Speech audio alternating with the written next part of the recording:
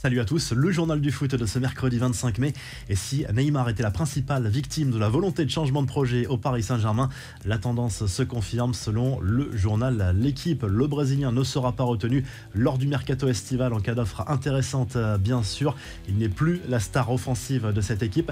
Kylian Mbappé, que l'on dit un peu plus distant avec son coéquipier depuis quelques mois, ne serait pas opposé à ce départ cet été. Malgré tout, on est encore très loin d'un départ de Neymar. D'abord parce que le joueur est heureux à Paris.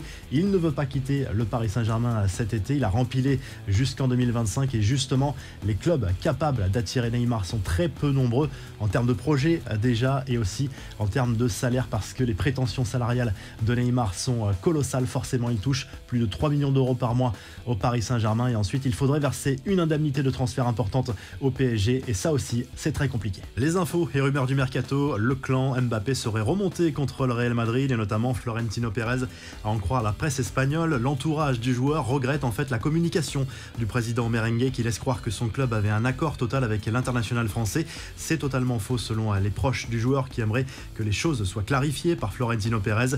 Actuellement, la relation est rompue.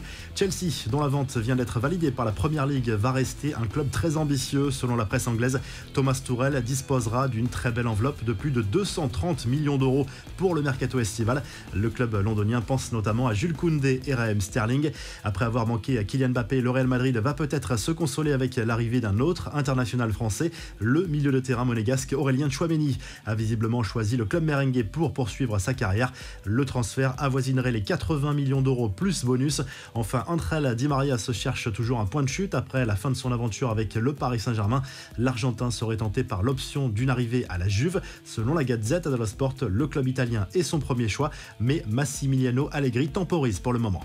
Il ne pouvait pas y échapper en pleine tournée des médias espagnols avant la finale de la Ligue des Champions prévue contre Liverpool. Karim Benzema a forcément été interrogé sur ses stories Instagram très remarquées après la prolongation de Mbappé au PSG.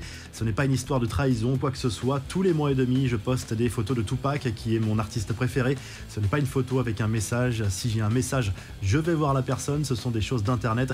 Moi, je suis dans la réalité, a lâché l'international français, un peu gêné tout de même par l'insistance des médias espagnols. Ce n'est pas le moment de parler de ces petites choses, je préfère ne pas parler, je ne suis pas en colère, je veux juste vous dire que je suis concentré sur la finale de la Ligue des Champions, a confié Benzema.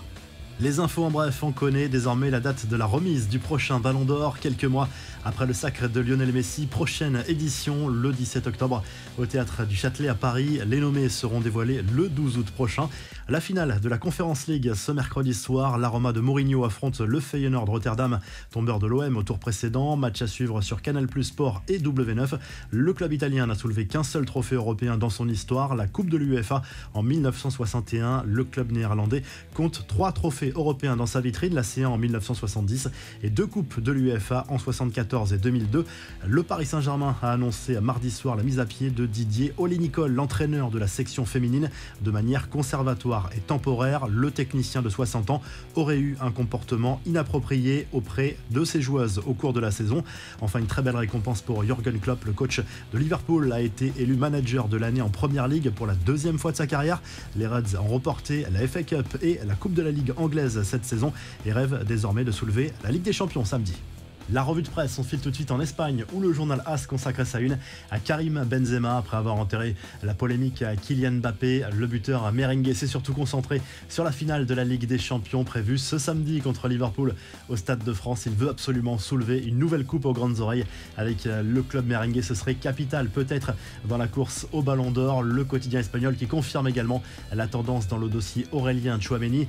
De son côté, le Mundo Deportivo, journal catalan, se penche sur le mercato du Barça et notamment sur les pistes de ces 2 latéraux de Chelsea, César Azpilicueta et Marcos Alonso. Le Barça veut absolument les récupérer cet été. Les 2 joueurs sont d'accord également pour venir. Et en Italie, la Gazzetta dello Sport consacre sa une à Paolo Dybala qui a priori devrait bien signer à l'Inter Milan. On se rapproche d'un accord total désormais. On rappelle qu'il est libre depuis son départ de la Juve et la fin de son contrat. L'AC Milan s'attend également à un mercato ambitieux et veut blindé Raphaël Leao, que l'on dit désormais dans le viseur du Real Madrid. Si le journal du foot vous a plu, n'hésitez pas à liker et à vous abonner pour nous retrouver très vite pour un nouveau journal du foot. On vous laisse avec cette vidéo sympa de supporters marseillais qui ont rencontré Jorge Sampaoli dans la rue, et ça parle déjà de la saison prochaine.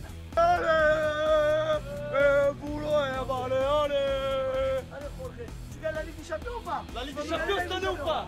On va tout niquer ou On pas? va tout niquer ou pas? On saute pas au premier tour, on va tout le dire. On va pas Paris.